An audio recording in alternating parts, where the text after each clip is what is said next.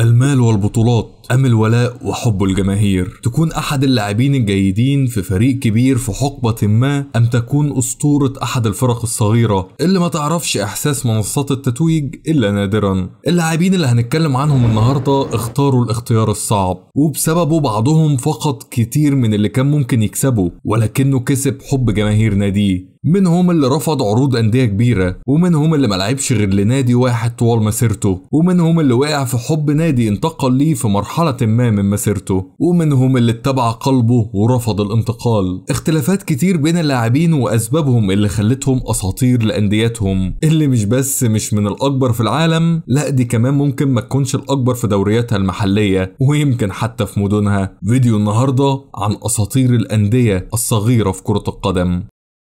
كل الأندية في ألمانيا بتعتبر صغيرة إذا ما قورنت ببايرن ميونخ من حيث الألقاب أو البطولات الأوروبية أو السيطرة المحلية أو عقود اللاعبين وحجم النجوم والشعبية والرعاة. وعلى الرغم من كده إلا إن المشجعين الألمان بيعشقوا فرقهم بجنون، ولكن يبقى حلم أغلب اللاعبين في الدوري الألماني هو الانتقال للعملاق البافاري. لاعبين كتير حتى من النادي الثاني في ألمانيا بروسيا دورتموند انتقلت وبتنتقل لبايرن ميونخ طوال الوقت، ليفاندوفسكي وهوملز وجوتزا وغيرهم كتير. ولكن جمهور الجدار الأصفر كان دائما يحتفي بنجمه الذي رفض الانتقال للبايرن عام بعد الآخر، الألماني ماركو رويس، الراحل حديثا عن صفوف دورتموند بعد 12 عام من تمثيل الأصفر والأسود. الألماني النحيف بدأ مسيرته في بروسيا منشنلادباخ وجذب الأنظار سريعا، وبالفعل انتقل لنادي حلمه الأول بروسيا دورتموند واللي كان سبق ورفضه، وفي 12 موسم مثل فيهم النادي. أصبح أول لاعب في تاريخ دورتموند يصل ل 100 هدف تسجيل وصناعة، وهو واحد من 3 لاعبين فقط تعدوا ال 100 هدف تسجيل وصناعة في الدوري الألماني تحديدا. سجل 156 هدف وصنع 118 بجانب جيرد مولر وتوماس مولر، وده بالرغم من لعنة الإصابات اللي طردت رويس طوال مسيرته ومنعته حتى من التواجد مع المنتخب الألماني في أغلب البطولات الكبرى. ماركو رويس لم يفز بالدوري الألماني مع دورتموند طوال مسيرته، وخسر نهائي تشامبيونز مرتين، مرة في 2013 أمام البايرن ومرة في 2024 أمام ريال مدريد. ولكنه فاز مع دورتموند ببطولتين كأس ألماني، وكان 3 مرات بطل للسوبر، وتم اختياره مرتين أفضل لاعب ألماني و3 مرات أفضل لاعب في البوندسليجا، وهو قائد الفريق الأصفر والأسود من موسم 2018-2019 وثاني هدافين الفريق عبر التاريخ ب 170 هدف. وفي المباراة الأخيرة ليه مع الفريق في السيجنال أدونا بارك،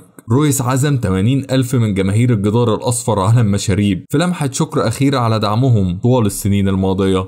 قصص الوفاء في الدوري الإيطالي كتيرة، وده رغم ان الكالتشيو تقدر تقول مفتح على بعضه، وعادي تلاقي لاعبين كتير لفوا على كل الأندية أو حتى لعبوا لفرق متنافسة من ال3 أو ال4 الكبار، ورغم ان في لاعبين مثلوا فريق واحد ورفضوا اللعب الفريق آخر زي مالديني مع AC ميلان أو زانيتي مع الانتر أو ال5 الأوفياء مع اليوفي، ولكن برضه دول أقوى فرق في إيطاليا ومن أقوى الفرق في العالم، حتى لو الفرق دي مرت في ظروف صعبة في أوقات معينة زي اليوفي. احنا النهاردة بنتكلم عن الفرق الأصغر نسبيا.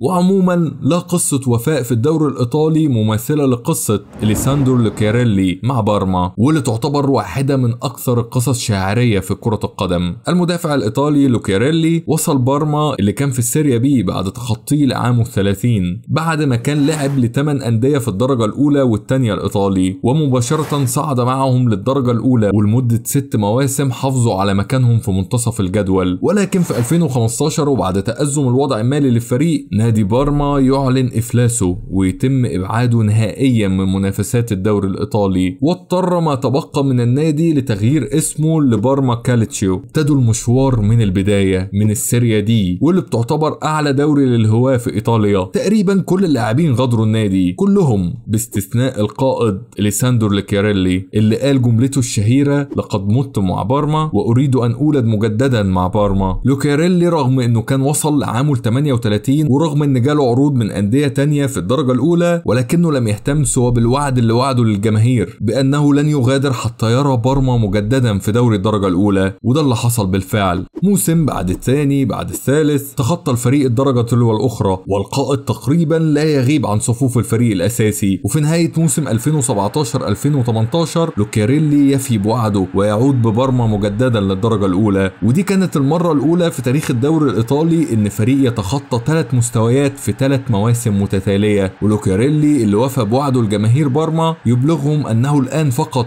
يقدر يعتزل وهو سعيد، وبارما كالتشيو يحجب الرقم 6 تقديرا لجهود أسطورتهم ليساندرو لوكياريلي.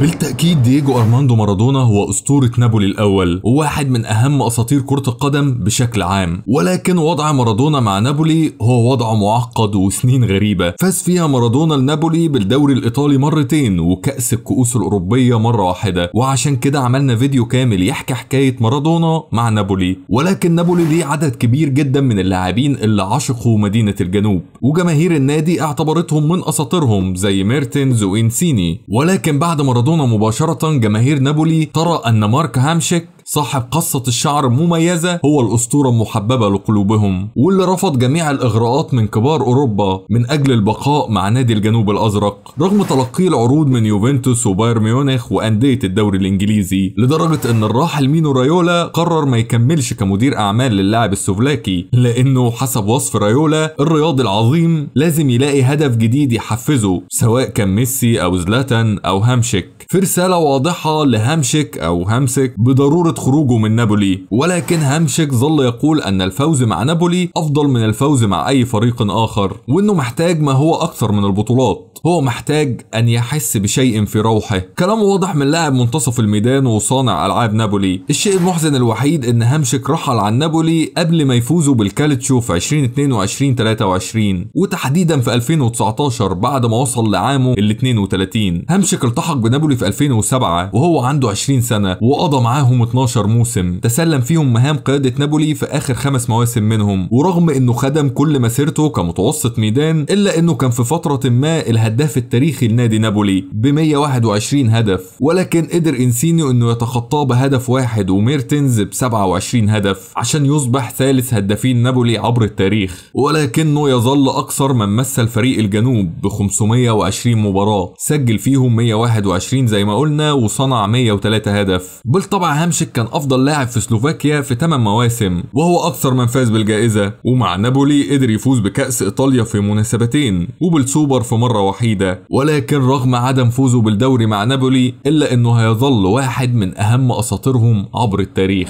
ولأن مش كل قصص كرة القدم لها نهاية سعيدة، تأتي قصة جابرييل عمر باتيستوتا مع فيورنتينا. الفيولا تعاقدوا مع باتيستوتا بعد تألقه في كوبا أمريكا 91 واللي فاز فيها رفقة الأرجنتين في ظل غياب مارادونا، ولمدة 9 مواسم ظل الأرجنتيني يدافع عن اللون البنفسجي المميز لفرونتينا. هبط معاهم سيريا بي في الوقت اللي كان بيفوز بيه بالكوبا للمرة الثانية على التوالي في 93 وكان هداف البطولة كذلك، إلا إنه رفض الخروج من فيورنتينا. ولما رجع معاهم للدرجة الأولى خد هداف الدوري مباشرة في أول موسم بعد الرجوع ب 26 هدف، وحطم رقم عمره 32 عام بتسجيله في كل المباريات ال 11 الأولى في الموسم. ورغم تهاتف كبار الأندية الأوروبية عليه إلا إنه كان دائم الرفض. ولكن بعد 9 مواسم كان فيهم البطل الأول والقائد للفيولا يودع جماهير فيورنتينا ويرحل عن صفوف النادي بعد خلاف مع الإدارة، وأي وداع قام به جابرييل. في آخر مباراة ليه يسجل ثلاثية جعلته هداف فيورنتينا في الدوري عبر التاريخ ب 151 هدف، ويتساوى في صراع هدافين فيورنتينا عبر التاريخ مع السويدي كارت هامرين ب 203 هدف. فابيو كابيلو مدرب روما قال في عام 2000 لو ضمينا باتيستوتا سنفوز بالدوري، وقد كان. ثنائية باتيستوتا وتوتي الخارقة مكنت ذئاب العاصمة من الفوز بالاسكوديتو في نهاية موسم 2000-2001 للمرة الثالثة والأخيرة في تاريخهم حتى الآن. وباتيستوتا كان هداف روما ب 20 هدف، منهم الهدف الذي كرهه باتيستوتا نفسه واللي سجله في شباك فيورنتينا ناديه السابق. تسديدة قدمه اليمنى من مسافة 30 ياردة أهدت روما نقاط الفوز بالمباراة في الأولمبيكو، ولكن جابرييل كان منزعج بشدة بسبب تسجيله الهدف ورفض الاحتفال مع زمايله. قبل المباراة راقب باتيستوتا نحو 3000 من مشجعي الفيولا وألقى عليهم التحية، الأمر اللي استمر طوال المباراة قبل أن يغادر الملعب وهو يبكي. شون أنجل مراسل الجارديان كتب: باتيستوتا يحطم قلوب فلورنسا وقلبه. في 2013 تم ضم اسم باتيستوتا لقاعة مشاهير كرة القدم الإيطالية، وفي 2015 تم ضمه في قاعة مشاهير نادي روما. ولكن الأهم كان في 2014 لما تم ضمه لقاعة مشاهير نادي فيورنتينا، وفي 2015 كان من ضمن أعضاء أفضل فريق في تاريخ الفيولا. في حفل 2014 باتيستوتا قال للحضور: منذ لحظة وصولي إلى فيورنتينا أردت الحصول على مكان في تاريخ النادي، والآن أستطيع أن أقول أنني نجحت. وبذكر نادي العاصمة روما فيجب الحديث عن أسطورة روما الأول وقائدهم الأسطوري فرانشيسكو توتي. لو مستغرب ان احنا بنتكلم عن الأندية الصغيرة وجايبين سيرة روما، فده لأن روما في عرف الأندية هو مش من كبار القوم في إيطاليا أو أوروبا، وده لا يقلل من نادي العاصمة. هي الفكرة بس ان حجم جماهيرية النادي عملاقة داخل وخارج إيطاليا، وجزء كبير من الجماهيرية دي بترجع لتوتي. واحد من أوائل الفيديوهات على القناة كان عن توتي ونادي روما تحديدا، أحد أفضل اللاعبين في تاريخ إيطاليا برغم عدم لعبه لأي فريق سوى روما، وبرغم عدم تحقيقه الدوري غير في مناسبة وحيدة مع باتيستوتا في موسم 2000-2001. إلا أن توتي سيظل دائما وأبدا رمز الوفاء الأول في كرة القدم. ده من كتر ما اتذكر أنه رفض الانتقال لريال مدريد، وأن بريز قال له يوقع له على التيشيرت، وبأنه الوحيد الذي قال لا لريال مدريد اتقلبت ميم. بس يعني نقدر نقول انه مش الوحيد، اصلا في القائمة دي في باتيجول وهامسك رفضوا الانتقال لريال مدريد غير لاعبين تانيين. المهم 25 موسم لعبهم توتي رفقة ذئاب العاصمة، كان فيهم أصغر كابتن في تاريخ الدوري الإيطالي بعمر 22 عام، واستمر ل 19 موسم كقائد لروما. توتي هو أكثر من مثل النادي ب 786 لقاء بفارق 170 لقاء عن صاحب المركز الثاني دي روسي، و331 عن صاحب المركز الثالث، غير أنه أكثر من سجل ب 307 هدف، وبعيد عن صاحب المركز الثاني ب 169 هدف والثالث ب 188، وأكثر من صنع ب 209 هدف، وهو هداف الكالتشيو الثاني تاريخيا ب 250 هدف بعد بيولا. هو عموما اي رقم قياسي في روما مسجل باسم توتي. بطل كأس العالم رفقة ايطاليا في 2006، وصاحب الحذاء الذهبي الاوروبي في 2007، وبطل كأس ايطاليا في مناسبتين. هو بالتأكيد واحد من اعظم اللاعبين في تاريخ كرة القدم الايطالية والعالم، وستظل قصته مع روما واحدة من اعظم قصص الوفاء في اللعبة.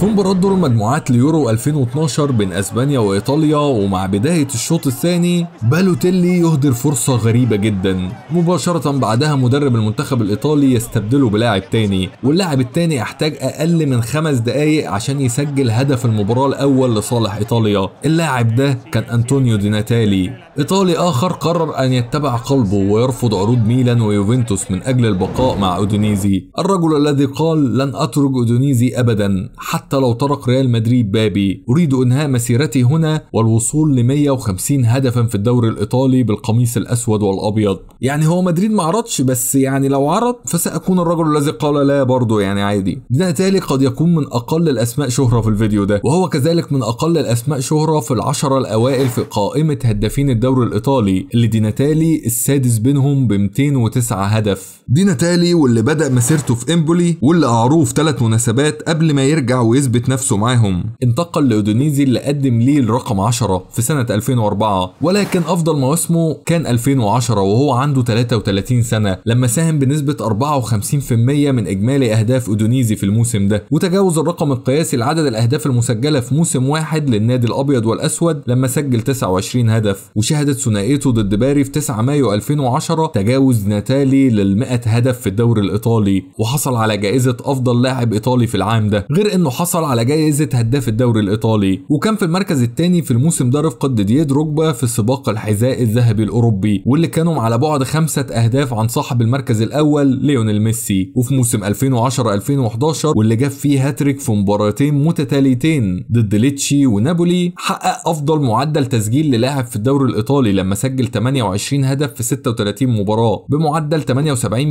هدف في المباراة، وده كان ثالث أفضل معدل في أوروبا خلف كريستيانو رونالدو وليونيل ميسي، وده خلاه هداف الدوري مجددا. ورغم عدم فوزه بأي بطولة في تاريخه، إلا إن دي ناتالي لم يهتم سوى بناديه أودونيزي، واللي قدر يكون هدافهم التاريخي ب 227 هدف في 445 لقاء، هو كذلك أكثر من مثله، وكان حلمه يسجل 150 هدف مع أودونيزي في الدوري، ولكنه سجل 191 هدف عشان بجدارة يصبح أسطورة أودونيزي الأولى عبر التاريخ واللاعب الأقرب لقلوبهم.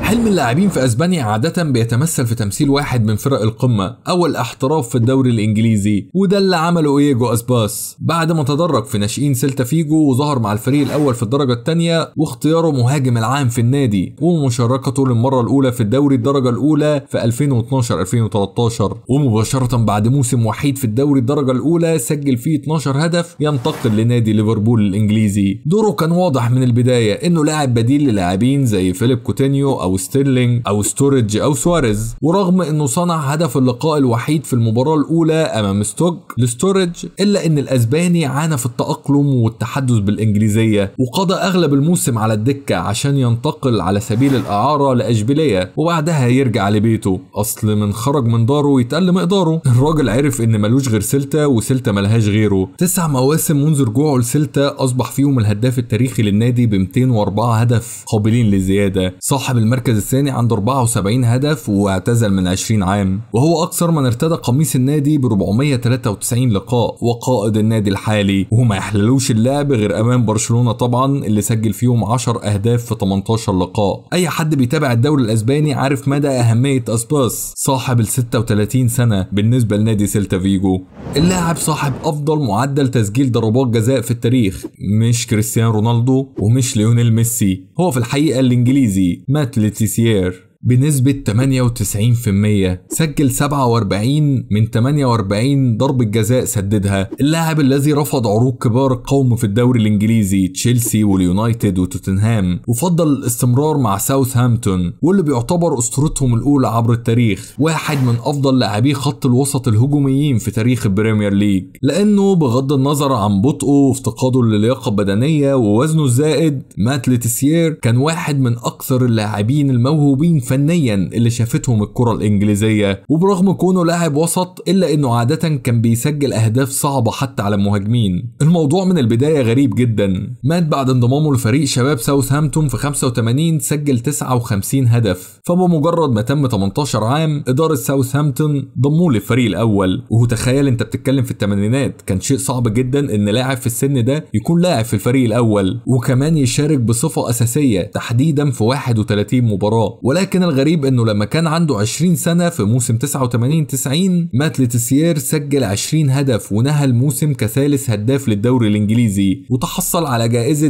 BFA لافضل لاعب شاب في الموسم. وعبقرية مات ما كانتش بس في المراوغات الكلاسيكية ولكن في التسديد ايا كانت المسافة، غير طبعا قدرته العالية على تحويل الضربات الحرة لاهداف، واللي كان ليه اسلوب مميز جدا في ده. في ضربة حرة معينة غريبة جدا لما زمايله رجعوها له ورفعها لنفسه وشاطها، اللي هو انت بتعمل ايه؟ انت عملت كده بجد؟ ده غير عبقريته في المراوغه وتسجيله لاهداف في افضل الحراس في البريمير ليج زي هدفه ببيتر شمايكل. ورغم انه ما نهاش الدوري ابدا كهداف ليه الا انه كان دايما في التوب 10 واحيانا كتير كان في التوب 5 كمان، وبيكون لاعب الوسط الوحيد وسط لاعبين كلهم رؤوس حربه. وفي مواسم تفوق على كانتونا وايان رايت عادي جدا في قائمه الهدافين، وهو اول لاعب خط وسط في تاريخ البريمير ليج يصل ل 100 هدف، وسادس لاعب فقط في تاريخ البريمير ليج يصل لل 100 هدف. الخمسه الاوائل كلهم مهاجمين طبعا. وهو هداف ساوثهامبتون ب 174 هدف رغم انه برضه متوسط ميدان. ولكن حرفيا مات ليتيسيير كان هو اللي بيمنع ساوثهامبتون من الهبوط للدرجه الثانيه، وتحديدا في موسم 93-94 واللي نجوا فيه من الهبوط بفارق الاهداف اللي سجلها مات ليتيسيير بس، وده تاني اعلى موسم ليه من ناحيه التسجيل في مشواره كله. فكان طبيعي ان جماهير ساوثهامبتون يعتبروه اسطورتهم الاولى. لا وكمان النادي اللي انحدر من الكنيسة وجماهيره بتلقبه بالسينتس او القديسين يسموا مات ليتيسيير بليجاد، ده بالنسبة لهم هم، احنا ملناش دعوه بالكلام ده. فكان طبيعي ان ساوثهامبتون يهبط من الدرجة الاولى لاول مرة من عام 78 بعد اعتزال مات ليتيسيير بموسمين بس. والشيء الغريب ان اللاعب ده كان اندر ريتد حتى بالنسبة لمدربين المنتخب الانجليزي، وبشكل عام ما لعبش غير 8 مباريات فقط مع المنتخب الانجليزي الاساسي عشان يبقى مات ليتيسيير اسطورة فريق واحد فقط هو ساوثهامبتون. حينما يقال هداف البريمير ليج الاول مفيش اسم غيره هيجي في بالك، ألان شيرر، واللي بالمناسبة زامل مات لتسيير في بداياته مع ساوثهامبتون قبل ما يصبح أسطورة لنادي آخر. في 88 وفي أول ظهور ليه كأساسي، ألان شيرر كان حديث الصحف الإنجليزية كلها لما سجل هاتريك في فوز ساوثهامبتون على أرسنال 4-2، وأصبح أصغر من يسجل هاتريك في الدوري الإنجليزي بعمر 17 عام و240 يوم، وده قبل ما ينتقل لبلاك بيرن ومنهم لنيوكاسل. ولكن عشان برضه نقول الحقيقة كاملة، المال كان عامل حسم اللي خلى بلاك بيرن يحصل على خدمات شيرر رغم رغبة السير أليكس فيركسون في ضمه لليونايتد. 3.6 مليون جنيه استرليني خلته أغلى لاعب إنجليزي في التاريخ قبل ما يتم عامه ال 22، وقدر يحصل على لقب أفضل لاعب في الدوري الإنجليزي في موسم 93-94 لما وصل مع بلاك بيرن للمركز الثاني في الدوري، والموسم الذي تلاه قدر يفوز بالدوري الإنجليزي مع نادي بلاك بيرن للمرة الأولى من 81 عام، واللي كان هدافه ب 34 هدف عشان يتساوى مع رقم أندي كول الموسم السابق كأكثر عدد من الأهداف في موسم واحد في الدوري الإنجليزي، الرقم اللي ما اتكسرش لحد موسم 2022-2023 لما أحرز هالاند 36 هدف. وزي ما قيل في الجارديان في 10 إبريل 1995، شيرر هو البطل الكلاسيكي للطبقة العاملة. ولكن احنا حديثنا أصلا مش عن فترته في بلاك بيرن أو في ساوثهامبتون. بعد فوزه بالدوري وب2 حذاء ذهبي كهداف للدوري الإنجليزي في 96، وبعد محاولات من إدارة ريال مدريد ومانشستر يونايتد للحصول على خدمات الإنجليزي، وحتى برشلونة بقيادة السير بوبي روبسون كان يرغب في ضمه قبل ما يضم رونالدو الظاهرة، ولكن في النهاية يقرر شيرر الرجوع لمسقط رأسه نيوكاسل عندما تحدث المال مرة أخرى، وبصفقة انتقال قياسية بلغت 15 مليون جنيه استرليني وهو عنده 26 سنة. النادي اللي قرر يكمل وينهي فيه مسيرته بعد ما لعب معاهم 10 مواسم من 96 ل 2006، ورغم انه لم يفز بأي بطولة مع الماجبايز في 10 مواسم، لكنه تحصل على الحذاء الذهبي الثالث في تاريخه كهداف للدوري في أول مواسمه معهم، اللي الفريق أنهاه في المركز الثاني خلف اليونايتد اللي كان بيصارع على ضمه. وفي النهاية قدر يوصل للهدف رقم 260 في الدوري الإنجليزي بعد ما سجل معاهم 148 هدف عشان يصبح هداف البريمير ليج الأول عبر التاريخ، وأول لاعب يتعدى ال 200 هدف، واحد من 3 فقط تعدوه رفقة هاري كين وواين روني، وأصبح أسطورة المدينة ونادي نيوكاسل عبر التاريخ بدون منازع. قد يكون ألان شيرر في فترة من الفترات هو أسطورة الطبقة الكادحة كما قالت الجارديان، ولكن لا أحد، وأكرر لا أحد، يمثل الطبقة الكادحة والغلابة في إنجلترا كجيمي فاردي. حرفيا هو ده أسطورة الإنجليز الغلابة. بعد بداية فاردي الأقل من متواضعة ولعبوا في دوري الهواة وعملوا في مصنع وتدرجوا لحد ما وصل لنادي ليستر سيتي وتأهلوا معاهم للدوري الممتاز في 2014-2015، وكمان فوزهم بيه في 2015-2016 مع المدرب كلاوديو رانيري وهو من أهم نجومهم وهداف الفريق وأحسن لاعب في الدوري. فتنهال العروض على فاردي، ورغم رحيل اللاعبين من ليستر تباعا في المواسم اللاحقة كانتي ومحرز ودرينك ووتر، إلا إن فاردي ظل متمسك بليستر. أي نعم كان على وشك الانتقال لأرسنال بعد الفوز بالدوري مع ليستر مباشرة، ولكنه تراجع عن الفكرة ووضح إن اللي بيحظى بيه في كينج باور لن يحظى بيه في أي مكان آخر، وقرر التمسك بالنادي حتى بعد الهبوط لمنافسات الشامبيونشيب. فاردي مازال مستمر مع النادي حتى بعد ما وصل لعام 37، ومع نهاية الموسم الماضي قدر يقودهم مرة أخرى لدوري الأضواء، وهو حاليا هداف الفريق التاريخي ب 190 هدف متفوقا على اساطير الفريق جاري لينكر ب 56 هدف والان سميث ب 64. وحتى الاثنين دول اللي بيعتبروا من اساطير النادي لم يضحوا مع ليستر ورحلوا مبكرا، فكلمة اسطورة قليلة على جيمي فاردي واللي عمله وبيعمله مع ليستر سيتي، وبدون منازع هو اسطورة الفريق الاولى عبر التاريخ. دي اساطير الفرق الصغيرة اللي اخترت اتكلم عنهم النهاردة. انت كمان صديقي الرائع شاركنا باسطورة من اساطير فرق الغلابة اللي ممكن نكون ما اتكلمناش عنها النهارده، وبرضه من وسط اللي اتكلمنا عنهم شايف مين اكتر واحد ضحى من اجل فريقه. شكرا ليك صديقي الرائع لو كملت الفيديو لحد هنا. كان معكم الرائع دائما احمد الجعفري. سلام.